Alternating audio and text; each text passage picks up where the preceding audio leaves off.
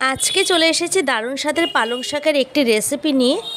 এখন বাজারে গেলে প্রচুর পরিমাণে পালং শাক দেখতে পাওয়া যায়, তাই ভাবলাম আজকে পালং শাক দিয়ে একটা রেসিপি তোমাদের সাথে শেয়ার করি। এটা রুটি, পরোটা, ভাত সব কিছুর সাথেই কিন্তু পরিবেশন করা যায়। খুবই সিম্পল ওয়েতে আমি তৈরি করব ঘরে থাকা মাত্র কিছু উপকরণ দিয়ে। তাহলে চলো কথা না বাড়িয়ে রান্নার মূল পর্বে ফেরা যাক। নমস্কার বন্ধুরা, বানিস ফুড প্যাশন চ্যানেলে আবার একটা নতুন পর্বে তোমাদের সবাইকে স্বাগত জানাচ্ছি।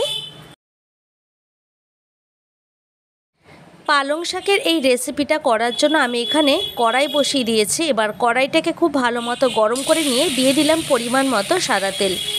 চাইলে তোমরা সর্ষে তেল দিয়েও রান্নাটি করতে পারো। এবার আমি এর মধ্যে চিংড়ি মাছগুলিকে ভেজে নেব।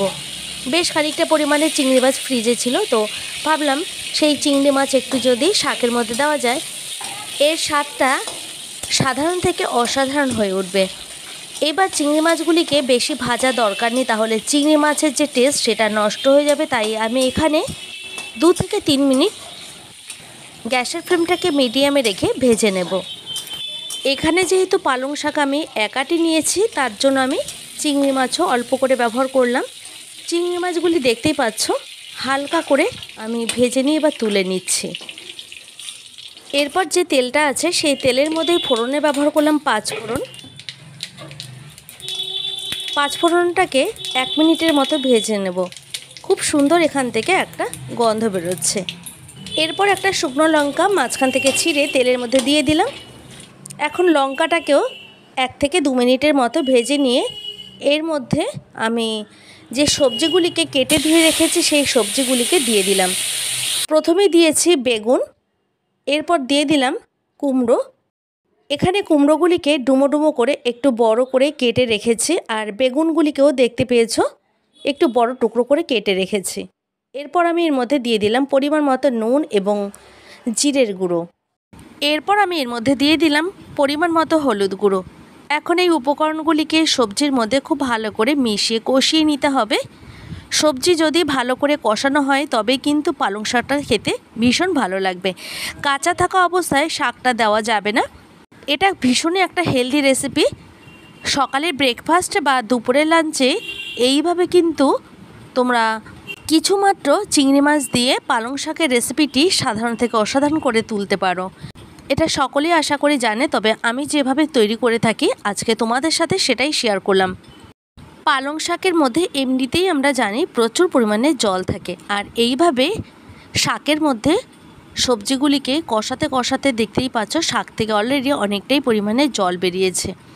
আমার চ্যানেলে এই রকমের নিত্য নতুন রেসিপি দেখার জন্য অবশ্যই ভিডিওটিকে স্কিপ না করে পুরো ভিডিওটি দেখার অনুরোধ রইল।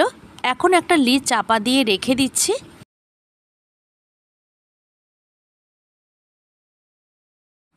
4 থেকে 5 মিনিট পর ফিরে এসে আমি লিডটা তুলে নিয়েছি। দেখতেই পাচ্ছ কতটা জল বেরিয়েছে। ঢাকনা দিয়ে ঢাকার ফলে শাকের থেকে যে জল বেরিয়েছে তাতেই কিন্তু সমস্ত রান্না কমপ্লিট হয়ে যাবে। এরপর আমি এর মধ্যে দিয়ে দিলাম কিছুটা পরিমাণে চিংড়ি মাছগুলি। এখানে ছোট চিংড়ি মাছ দেওয়াতে ভীষণ ভালো লাগে এই পালং শাকটা। প্রতিটা বাইটে যখন চিংড়ি মাছগুলি পড়বে তখন খেতে একটা অসাধারণ লাগবে। তো যাই হোক, আমি এখানে দেখো চিংড়ি মাছগুলিকে এর মধ্যে ভালো করে মিশিয়ে নিচ্ছি। এরপর একটা লিড চাপা দিয়ে দিলাম। 2 থেকে 3 মিনিট পর ফিরে এসে আমি লিডটাকে তুলে নিয়ে আবারও খুব ভালো করে নাড়াচাড়া করে নিচ্ছি। এখানে আমি গ্যাসের ফ্লেমটাকে একদম কমিয়ে রেখে ভালো করে ঢাকনা চাপা দিয়ে দিয়ে রান্নাটি করে নেব।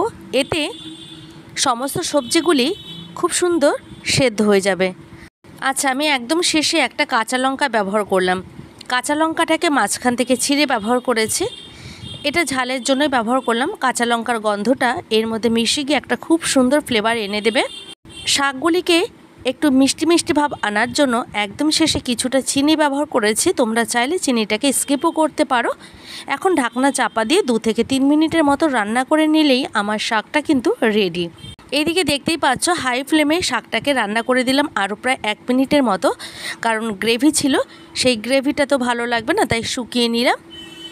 তৈরি করে নিলাম দুর্দান্ত স্বাদের পালং শাকের একটি রেসিপি ঘরোয়া উপকরণ দিয়ে। এবার একটা সার্ভিং বলে সার্ভ করে নিচ্ছি। ভিডিওটি কেমন লাগলো অবশ্যই কমেন্টের মাধ্যমে জানাতে পারো। ভালো লাগলে প্রচুর প্রচুর লাইক এবং শেয়ার করার অনুরোধ রইল। আবারও দেখা হবে অন্য কোনো ভিডিওতে, অন্য কোনো দিন এবং অন্য কোনো সময়। তোমরা সবাই ভালো থেকো, সুস্থ থেকো। আজকের ভিডিওটা আমি এখানেই শেষ করছি। আমার নতুন এবং পুরনো বন্ধুদেরকে জানাই অসংখ্য ধন্যবাদ এইভাবে প্রতি মুহূর্তে আমার পাশে থাকার জন্য।